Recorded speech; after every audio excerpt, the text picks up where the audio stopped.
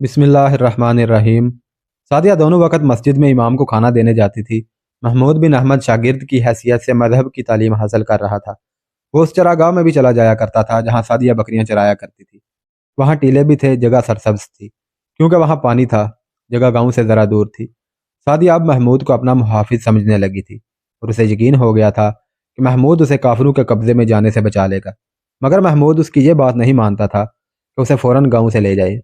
सादिया ने उसे यह भी कहा था कि वह उसे अपने गांव छोड़ आए और यहाँ आकर तालीम मुकम्मल कर ले। महमूद उसे बता नहीं सकता था कि उसका गांव मिस्र के दूसरे सिरे पर है, जहाँ वो इतनी जल्दी नहीं जा सकता। उसने अपने जासूसी के फ़न के मुताबिक यह यकीन कर लिया था कि सादिया दुश्मन की आलाइकार नहीं। अगर महमूद के रास्ते में फ़र्ज़ हायल ना होता तो वो कभी का सादिया को वहाँ से ले जा चुका होता।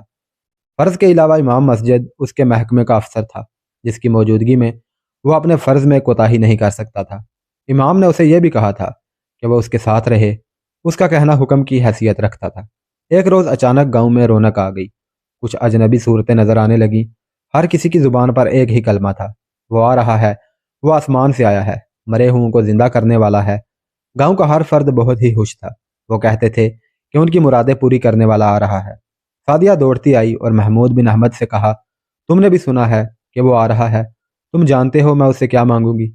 मैं उसे कहूंगी कि महमूद मुझे फ़ौरन यहाँ से ले जाए, फिर तुम मुझे ले जाओगे। महमूद कुछ भी जवाब न दे सका। उसने अभी तक उस पुरअसरार आदमी को नहीं देखा था जिसे लोग पैगंबर तक कहते थे। महमूद की ड्यूटी के इलाके में वो पहली बार आया था।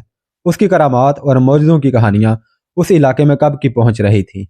महमूद बाहर निकल गया तो अजनबी लोगों में उसे अपने दो साथी जासूस नजर आए। उनका इलाका कोई और था। महमूद ने उनसे पूछा कि वो उसके इलाके में क्यों आ गए हैं, तो उन्होंने बताया कि वो इस गैब दान को देखने आए हैं। मगर वो जासूसों की हैसियत से नहीं आए थे, बल्कि उससे पूरी तरह मुतासर थे। उन्होंने उसकी करामात किसी जगह देखी थी, जो उन्होंने महमूद को ऐसे अंदाज से सुनाई कि वो मरऊब हो गया। ये दोनों उस गैब दान को बरहक समझने लगे थे। महमूद ने सोचा कि अली बिन सुफियान के तरबियत याफ्ता जासूस जिससे मुतासर हो जाएं, वो बरहक हो सकता है। महमूद उस सरसब्ज जगह की तरफ चला गया जहाँ सादिया बकरियां और ऊँटनी चराने के बहाने उसे मिला करती थी। मगर वहां कुछ और ही गहमा गहमी थी। उसे दूर ही दो आदमियों ने रोक दिया और कहा कि खुदा का भेजा हुआ पैगंबर आ रहा है। यह जगह उसके लिए साफ की जा रही है, वो यहीं क़याम करेगा। उसने दूर से देखा कि एक टीले में गार सा बनाया जा रहा था और जगह हमवार की जा रही थी। अब वहां किसी को जाने की इजाज़त नहीं थी। गांव के लोग काम धंधा छोड़कर वहां जमा हो रहे थे। अजनबी आदमी जो उस जगह सफाई वगैरह का काम करते थे, बारी बारी आकर लोगों को उसके मौजज़े सुनाते थे। लोग मसरूर और मशहूर हुए जा रहे थे। रात को भी लोग वहां खड़े रहे। उनकी अकीदत मंदी का ये आलम था कि मस्जिद में कोई भी ना गया। दूसरे दिन की अभी सुबह तलू हुई थी कि लोग फिर वहीं पहुंच गए। उन्हें दूर ही रोक लिया गया। रात के दौरान अजनबी चेहरों में इजाफा हो गया था। ये लोग वहां गड़े भी खोद रहे थे। उनके साथ चंद ऊँट थे जिन पर बहुत सारा सामान लदा हुआ था। यह सामान खोला जाने लगा तो उन्हें बहुत से खैमे नजर आए जो खोल कर नस्ब किए जा रहे थे। शाम गहरी होने लगी। रातें तारीक हुआ करती थी। चांद रात के पिछले पहर उभरता था। उस गैब दान के मुतालिक बताया जाता था कि सिर्फ तारीक रातों में लोगों को अपना आप दिखाता है। शाम के बाद भी गांव के लोग वहां मौजूद रहे। एक तरफ गांव की औरतें भी खड़ी थीं, जिनमें सादिया भी खड़ी थी। जो जगह आने वाले के लिए साफ की जा रही थी, वहां मशअलें जल रही थी। दो आदमी उन चंद लड़कियों के पीछे से आए, जिनमें सादिया भी थी। लड़कियां उन्हें देख ना सकी। सामने से भी तीन चार आदमी आए। ये अजनबी लोगों में से थे। लड़कियों के करीब आकर उन्होंने लड़कियों से कहा, तुम यहाँ से क्यों नहीं जाती? और वह लड़कियों को डराने के लिए उनकी तरफ दौड़े। लड़कियां भाग उठीं और बिखर गईं। किसी ने पीछे से सादिया के ऊपर कंबल फेंका। दो मजबूत बाजुओं ने उसे कमर से दबोच लिया। एक हाथ से किसी ने उसका मुंह बंद कर दिया। उसे कंधे पर उठाकर कोई दौड़ पड़ा। एक तो तारीकी थी और दूसरे लड़कियां भाग गई थी, इसलिए कोई भी ना देख सका कि सादिया को कोई उठा ले गया है। दूसरी सुबह जैसे तूफान आ गया हो, गांव के लोग चरागाह की तरफ दौड़ पड़े। एक हुजूम चला आ रहा था। उसके आगे आगे 16-17 ऊँट थे। हर ऊँट पर नहायत खूबसूरत पालकी थी। हर पालकी के पर्दे गिरे हुए थे। वो उनमें से किसी पालकी में आया था। आगे आगे डफ और शहनाइयां बज रही थी। बाज लोग वजद आफरी गूंज में कुछ गुनगुनाते आ रहे थे। اونٹوں کی گردنوں سے لٹکتی ہوئی بڑی بڑی گھنٹیوں کا ترنم اسی موسیقی کا حصہ معلوم ہوتا تھا۔ ہجوم میں کوئی شور شرابہ نہیں تھا، ہر کسی پر تقدس کا روب طاری تھا۔ یہ مریدوں اور عقیدت مندوں کا جلوس تھا جو معلوم نہیں کہاں کہاں سے اس کے ساتھ چلے آ رہے تھے۔ ایسی فضا پیدا ہو گئی تھی جیسے پالکیوں والے اونٹ آسمان سے اتر رہے ہوں۔ یہ قافلہ سرسبز جگہ چلا گیا، وہاں ٹیلے زیادہ تھے۔ ایک جگہ بہت سے خیمے نصب کر دیے گئے تھے، ان میں ایک خیمہ خاصا بڑا تھا۔ تمام لوگوں کو دور ہٹا دیا گیا، پھر کوئی نہ دیکھ سکا کہ پالکیوں میں سے کون کون نکلا اور کہاں غائب ہو گیا۔ عقیدت مندوں کا ہجوم دور ہٹ کر بیٹھ گیا۔ سعدیہ کے گاؤں کے لوگ ان سے اس مقدس انسان کی باتیں سننے لگے۔ انسانی فطرت کی یہ حیثیت ہے کہ انسان جس قدر گنوار اور پسماندہ ہوتا ہے وہ اتنا ہی سنسنی پسند ہوتا ہے۔ وہ باتوں میں سنسنی پیدا کرنے کی کوشش کرتا ہے۔ یہی کیفیت وہاں پیدا ہو گئی تھی۔ امام بھی اس ہجوم کو دیکھ رہا تھا اور محمود بھی۔ وہ ابھی کوئی رائے قائم نہیں کر سکتے تھے۔ انہیں قاہرہ سے یہ ہدایت ملی تھی کہ سرحدی علاقے میں کوئی نیا عقیدہ پھیلایا جا رہا ہے، اس کے متعلق تفصیلات معلوم کر کے بتاؤ کہ یہ کیا ہے اور اس کی پشت پناہی میں کون لوگ ہیں۔ قاہرہ کو ابھی کوئی تفصیلی اطلاع نہیں ملی تھی۔ اس کی سب سے بڑی وجہ یہ کہ جن علاقوں میں پراسرار آدمی جا چکا تھا وہاں کے جاسوس بھی اس کے معجزوں سے مرعوب ہو گئے تھے۔ وہ اس کے خلاف کوئی بات منہ سے نکالنے سے ڈرتے تھے۔ سرحدی دستوں نے بھی ایسا ہی اثر قبول کر لیا تھا۔ اب اس امام کی باری تھی۔ اسے دیکھنا تھا کہ یہ سب کوئی ڈھونگ ہے، شوبدہ بازی ہے یا کیا ہے۔ اس نے یہ دیکھ لیا تھا کہ لوگ اس کی صرف باتیں سن کر اتنے متاثر اور مرعوب ہو گئے تھے کہ انہوں نے مسجد میں جانا چھوڑ دیا تھا۔ وہ اس کی جھلک دیکھنے کو اس جگہ کے گرد بیٹھے تھے جہاں وہ اونٹ سے اتر کر کسی خیمے میں غائب ہو گیا تھا۔ امام اور محمود وہاں کھڑے تھے۔ سعدیہ کا باپ ان کے پاس آن رکا۔ اس نے پریشانی کے عالم میں بتایا کہ سعدیہ رات سے غائب ہے۔ لڑکیوں نے اسے بتایا تھا کہ انہیں چند آدمیوں نے سامنے آ کر ڈرایا اور وہاں سے بھگا دیا تھا۔ ایک لڑکی نے بتایا کہ اس نے وہاں سے پیچھے 2 آدمی دیکھے تھے۔ اس سے آگے کسی کو کچھ علم نہیں تھا۔ باپ سعدیہ کی تلاش میں چل پڑا۔ محمود بھی اس کے ساتھ ہو لیا۔ وہاں اسے سعدیہ کہاں مل سکتی تھی، مگر وہ باپ تھا۔ بے چینی سے ادھر ادھر گھومنے پھرنے لگا۔ محمود اس کے ساتھ رہا۔ انہیں ایک اجنبی نے روک لیا اور پوچھا، کیا تم لوگ کسی کو ڈھونڈ رہے ہو؟ سعدیہ کے باپ نے اسے بتایا کہ گزشتہ رات اس کی لڑکی لاپتہ ہو گئی ہے۔ مجھے ابھی ابھی کسی نے بتایا ہے کہ تم اس لڑکی کے باپ ہو۔ اجنبی نے سعدیہ کا حلیہ بتا کر کہا، اگر تم اس لڑکی کو ڈھونڈ رہے ہو تو وہ تمہیں یہاں نہیں ملے گی۔ اب تک وہ مصر کی سرحد سے باہر اور بہت دور جا چکی ہوگی۔ گزشتہ شام میں نے ایک گھوڑا دیکھا تھا۔ ایک نوجوان اور بڑی خوبصورت لڑکی دوسری لڑکیوں سے ہٹ کر گھوڑے کے پاس گئی۔ سوار گھوڑے کے قریب کھڑا تھا۔ لڑکی نے اس کے ساتھ کچھ باتیں کی۔ سوار گھوڑے پر سوار ہو کر چند قدم پرے چلا گیا۔ لڑکی ادھر ادھر دیکھتی، اس کے پیچھے گئی۔ آگے جا کر وہ خود ہی سوار کے آگے گھوڑے پر بیٹھ گئی۔ سوار گھوڑا دوڑا لے گیا۔ میں دیکھ رہا تھا اور سوچ رہا تھا کہ یہ لڑکی کون ہو سکتی ہے جو ایک سوار کے ساتھ اپنی مرضی سے چلی گئی ہے۔ آج کسی نے بتایا کہ وہ تمہاری بیٹی تھی۔ اسے اب ڈھونڈنے کی کوشش نہ کرو۔ وہ آدمی چلا گیا۔ سعدیہ کے باپ کے آنسو نکل آئے۔ محمود کا رد عمل کچھ اور تھا۔ وہ جاسوس تھا۔ اس نے یہ سوچا کہ یہ آدمی سفید جھوٹ بول گیا ہے۔ اس کی اطلاع اور تمام تر بیان جھوٹ تھا۔ کوئی اسے کیسے بتا سکتا تھا کہ اس شخص کی بیٹی ایک سوار کے ساتھ بھاگ گئی ہے جب اسے دیکھنے والا یہ اکیلا شخص تھا۔ جاسوس کو یہ ٹریننگ خاص طور پر دی جاتی تھی کہ کسی کی بات پر فوراً اعتبار نہ کرو اور ہر کسی کو شک کی نگاہ سے دیکھو۔ محمود نے اس اجنبی کا پیچھا کیا۔ وہ ہجوم میں سے ہوتا ہوا ٹیلوں کے پیچھے چلا گیا اور خیموں میں کہیں غائب ہو گیا۔ محمود کو یقین ہو گیا کہ سعدیہ انہی خیموں میں ہے۔ اس کے اغوا میں اس آدمی کا ہاتھ ہے۔ یہ سعدیہ کے خریداروں میں سے ہو سکتا ہے جنہوں نے سودا ہونے پر سعدیہ کے باپ کو لڑکی کے اغوا کی دھمکی دی تھی۔ سعدیہ کے باپ نے اسے نہیں پہچانا تھا۔ یہ اجنبی سعدیہ کے باپ کو یہ جھوٹا بیان دے کر گمراہ کرنے آیا تھا تاکہ باپ اپنی بیٹی کو یہاں تلاش نہ کرے۔ محمود بن احمد کے دل میں سعدیہ کی اتنی شدید محبت تھی کہ اس نے سعدیہ کو وہاں سے نکالنے کا تہیہ کر لیا۔ اس نے امام کو جا کر یہ ساری بات سنائی۔ امام سراغ رسانی کے شعبے کا ذہین حاکم تھا۔ اس نے بھی یہی رائے دی کہ اس غریب باپ کو دھوکہ دیا جا رہا ہے کہ اس کی بیٹی کسی کے ساتھ بھاگ گئی ہے۔ محمود نے امام کے ان 2 جاسوسوں سے جو گاؤں میں موجود رہتے تھے ذکر کیا اور کہا کہ وہ سعدیہ کو وہاں سے نکالے گا اور اسے ان کی مدد کی ضرورت ہے۔ مگر یہ کام آسان نہیں تھا۔ ٹیلوں کے اندر اب کوئی نہیں جا سکتا تھا۔ نور الدین زنگی نے کرک کے محاصرے میں اپنی فوج لگا دی تھی۔ اور کلا توڑنے کے طریقے سوچ رہا تھا۔ اس نے پہلے ہی روز اپنے کمانڈروں سے کہہ دیا تھا کہ جو کلا صلاح الدین ایوبی سر نہیں کر سکا وہ تم بھی آسانی سے سر نہیں کر سکو گے۔ صلاح الدین ایوبی تو ناممکن کو ممکن کر دکھانے والا آدمی ہے۔ سلطان ایوبی نے اسے تفصیل سے بتا دیا تھا کہ یہاں کون کون سے طریقے آزما چکا ہے۔ یہ بھی بتایا تھا کہ قلعے کے اندر کیا کیا ہے، رسد اور جانور کہاں ہیں اور آبادی کس طرف ہے۔ اسے یہ معلومات جاسوس نے دی تھی۔ وہ اندر آگ پھینکنا چاہتا تھا مگر اس کی منجنیقیں چھوٹی تھی۔ اس کے علاوہ صلیبیوں کے پاس بڑی کمانیں تھیں جن کے تیر بہت دور تک چلے جاتے تھے۔ یہ تیر منجنیقوں کو قریب نہیں آنے دیتے تھے، اسی لیے قلعے کے دروازے پر بھی آگ نہیں پھینکی جا سکتی تھی۔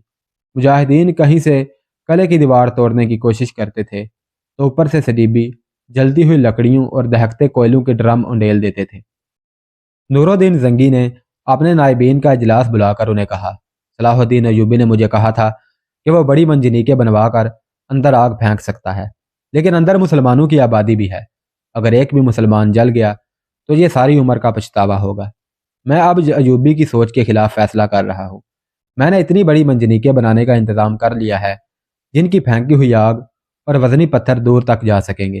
آپ کو یہ حقیقت قبول کرنی پڑے گی کہ آپ کی پھینکی ہوئی آگ سے اندر چند ایک مسلمانوں کو بھی نقصان پہنچے گا۔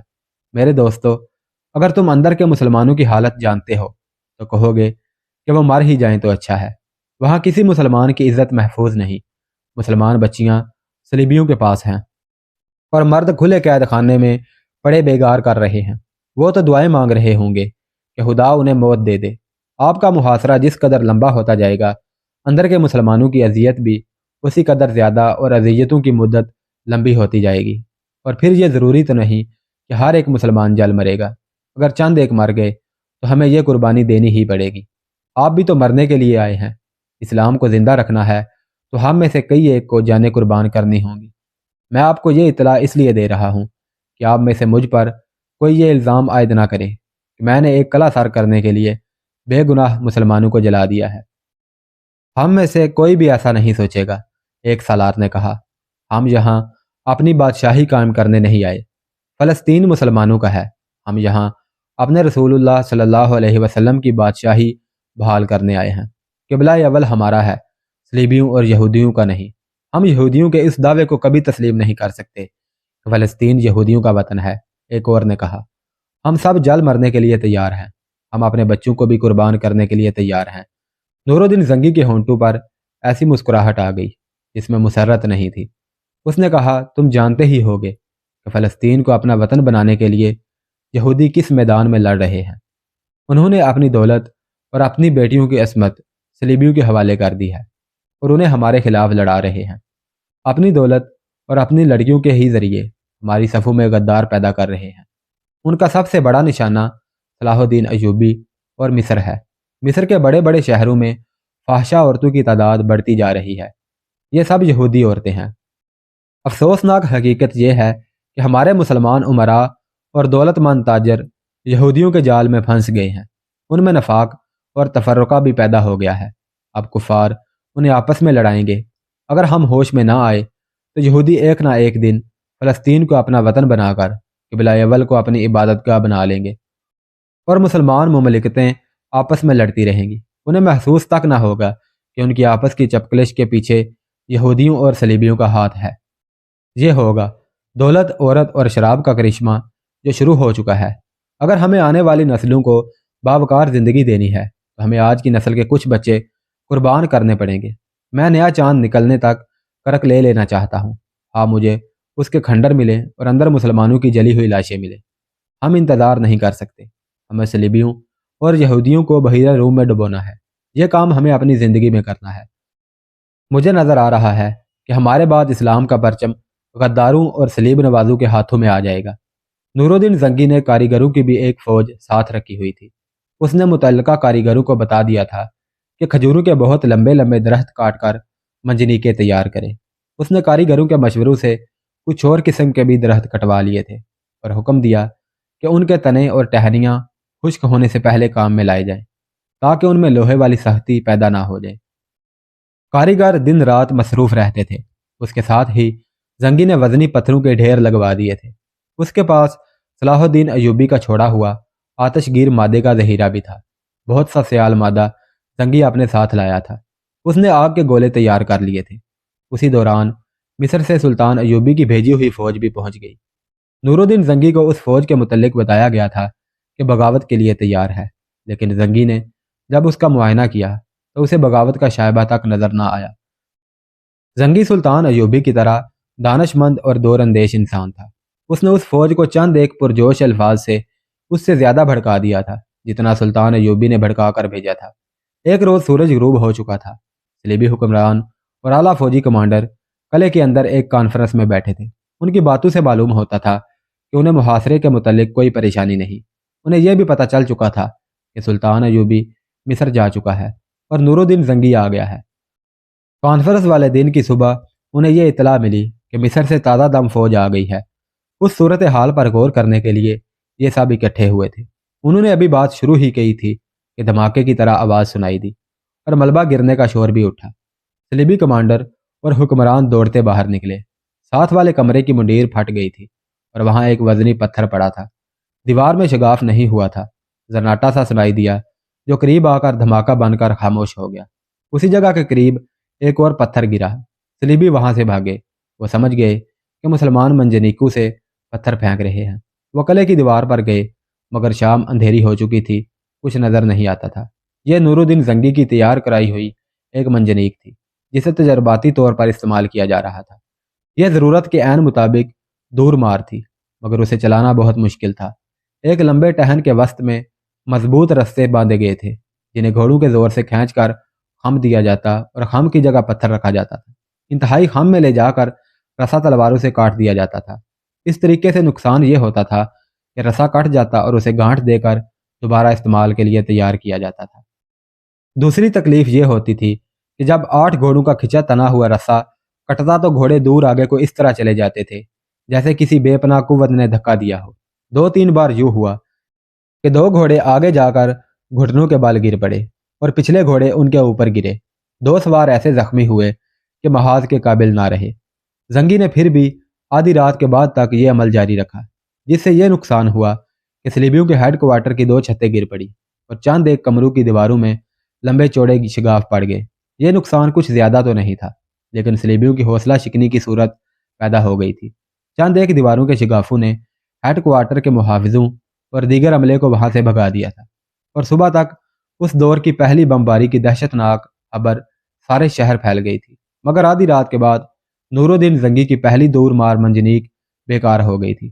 پتھر پھینکنے والا حصہ جسے خم دیا جاتا تھا زیادہ استعمال سے یا زیادہ زور دینے سے ٹوٹ گیا۔ ہر پتھر قلعے کے اندر جانے کے بجائے دیوار کے باہر لگا۔ زنگی نے اگلا پتھر پھینکنے سے روک دیا تاہم یہ تجربہ ناکام نہیں تھا۔ کاریگروں میں 2 خاص طور پر دانش مند تھے۔ انہوں نے بنیادی اصول دیکھ لیا تھا۔ اس اصول پر انہیں کامیاب دور مار منجنیک تیار کرنی تھی۔ انہوں نے اس پر غور کرنا شروع کر دیا کہ رسے کاٹے بغیر پتھر نکلے اور اگر رسے کاٹنے ہی پڑیں تو گھوڑے اس سے پہلے تنے ہوئے رسوں سے آزاد کر دیے جایا کریں۔ نور الدین زنگی نے انہیں کہا کہ وہ جو کچھ بھی کریں وقت ضائع کیے بغیر کریں، دن رات سوچیں اور کام کریں۔ انہوں نے کام شروع کر دیا۔ اس کے ساتھ ہی زنگی نے تیر و کمان بنانے والے کاریگروں سے کہا کہ وہ دور مار کمانیں تیار کریں۔ اس نے اپنے کمانڈروں سے کہا کہ اپنے دستوں میں سے غیر معمولی طور پر طاقتور سپاہی الگ کر لیں جو بڑی کمانوں سے تیر پھینک سکے۔ سعدیہ کے گاؤں کے باہر جہاں وہ بکریاں چراتی اور محمود بن احمد سے ملا کرتی تھی ایک ایسی دنیا آباد ہو گئی جس کی رونق وہاں کے لوگوں کے لیے روئے زمین کی نہیں آسمان سے اتری ہوئی معلوم ہوتی تھی۔ بہت دیر گزری، سورج غروب ہو چکا تھا، رات تاریک تھی۔ لوگوں کو ٹیلوں کے اندر جانے کی اجازت دے دی گئی تھی لیکن انہیں ایک طرف بٹھا دیا گیا تھا۔ کسی کو کسی ٹیلے کے اوپر جانے کی اجازت نہیں تھی۔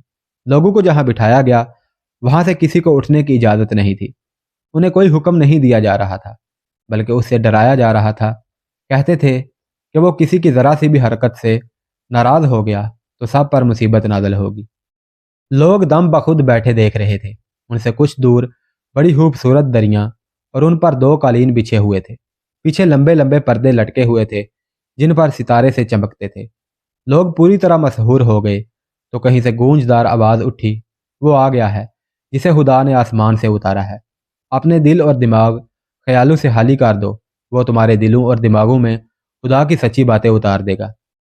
پردوں میں جنبش ہوئی، پردوں میں سے ایک انسان نمودار ہوا۔ وہ تھا تو انسان ہی، لیکن اس مترنم اور مرعوب ماحول میں، ان روشنیوں میں وہ کسی بلند و بالا جہاں کی مخلوق لگتا تھا۔ اس کے سر کے بال بھورے ریشمی اور لمبے تھے جو اس کے شانوں پر پڑتے تھے۔ بالوں میں چمک تھی، چہرہ بھرا بھرا اور سرخ و سفید، داڑھی سلیقے سے تراشی ہوئی تھی، یہ بھی بھورے رنگ کی تھی۔ جسم گھٹا ہوا اور اس پر سبز چوگا تھا، چوگے پر پردوں کی طرح ستارے تھے جو روشنیوں میں چمکتے تھے، ایسی ہی چمک اس کی آنکھوں میں تھی۔ اس کے سراپا میں ایسا تاثر تھا جس نے لوگوں کو مبہوت کر دیا۔ اس کے ساتھ سازوں کا گونجدار ترنم اور بہت سی آوازوں کے گنگنانے کی گونج اٹھی جس نے لوگوں کو دم بہت کیا تھا۔ وہ ان کی کہانیوں کا اثر تھا جو وہ کبھی سے سن رہے تھے۔ ان معجزاتی کہانیوں کی سنسنی خیزی نے ان کی سوچوں پر غلبہ پا رکھا تھا۔ اس رات اسے اپنے سامنے دیکھ کر انہوں نے پہلے تو سر جھکائے، پھر ہاتھ اس طرح پیٹ پر باندھ لیے جس طرح نماز میں باندھے جاتے ہیں۔ اس نے پردوں کے سامنے کھڑے ہو کر بازو اوپر کو پھیلائے اور کہا، تم پر اس خدا کی رحمت نازل ہو جس نے تمہیں دنیا میں اتارا، جس نے تمہیں آنکھیں دیں تاکہ تم دیکھ سکو، جس نے تمہیں کان دیے تاکہ تم سن سکو، جس نے تمہیں دماغ دیا کہ تم سوچ سکو، جس نے تمہیں زبان دی تاکہ تم بول سکو۔ تم ہی جیسے انسانوں نے جن کی آنکھیں تمہاری طرح ہیں، زبانیں تمہاری طرح ہیں، تمہیں غلام بنا کر خدا کی نعمتوں سے اور دنیا کی آسائشوں سے محروم کر دیا ہے۔ اس لیے تمہارا یہ حال ہے کہ تمہاری آنکھیں دیکھ سکتی ہیں مگر تمہیں کچھ نظر نہیں آتا، تمہارے کان سن سکتے ہیں مگر یہ سچ بات نہیں سنتے، تمہارا دماغ سوچ سکتا ہے مگر اس میں وہم اور جھوٹے قصے بھرے ہوئے ہیں، تمہاری زبانیں بول سکتی ہیں مگر ان کے خلاف ایک کلمہ نہیں کہہ سکتی۔ جنہوں نے تمہیں غلام بنا لیا ہے، انہوں نے تمہیں، تمہارے گھوڑے اور اونٹوں کو اور تمہارے جوان بیٹوں کو خرید لیا ہے۔ وہ تمہارے بیٹوں کو اس طرح لڑاتے ہیں جس طرح کتوں کو لڑایا جاتا ہے۔ وہ تمہارے گھوڑوں اور اونٹوں کو تیروں اور برچھیوں سے چھلنی کروا کر مرواتے ہیں، تمہارے بیٹوں کو مروا کر ریگستانوں میں پھینک دیتے ہیں جہاں انہیں مردے کھانے والے پرندے اور درندے کھا جاتے ہیں۔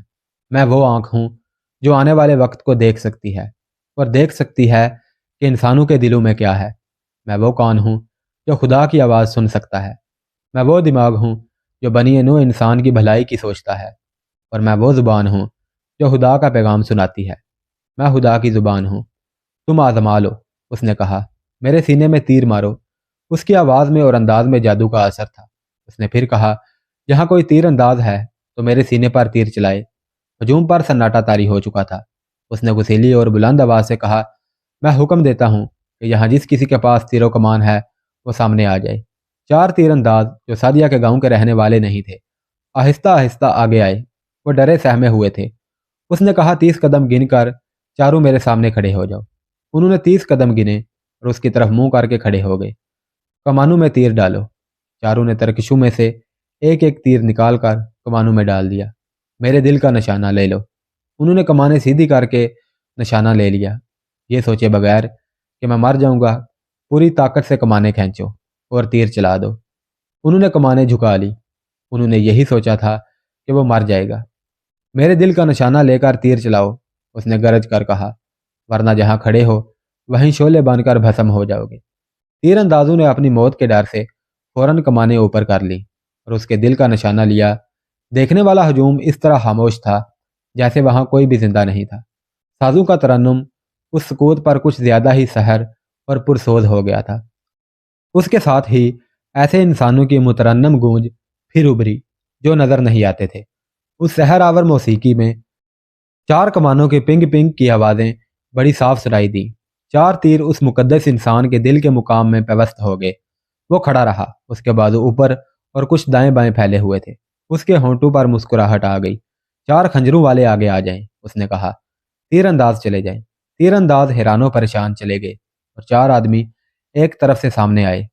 اس حکم پر کہ خنجر ہاتھ میں لے لو اور مجھ سے 15 قدم گن کر میرے سامنے کھڑے ہو جاؤ۔ وہ اسے 15 قدم دور جا کھڑے ہوئے۔ اس نے پوچھا، تم نشانے پر خنجر پھینکنا جانتے ہو؟ چاروں نے جواب دیا کہ وہ جانتے ہیں۔ اس نے کہا، چاروں اکٹھے میرے سینے میں خنجر مارو۔ چاروں نے پوری طاقت سے خنجر اس پر پھینکے۔ چاروں کے خنجر اس کے سینے میں لگے اور وہی رہے۔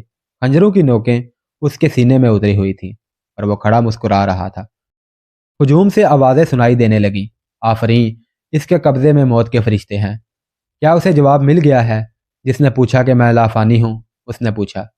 ایک آدمی جو صحرائی لباس میں تھا دوڑتا ہوا گیا اور اس کے قدموں میں سجدہ ریز ہو گیا۔ اس نے جھک کر اسے اٹھایا اور کہا، جا تجھ پر خدا کی رحمت ہو، تو پھر تو مردے میں بھی جان ڈال سکتا ہے۔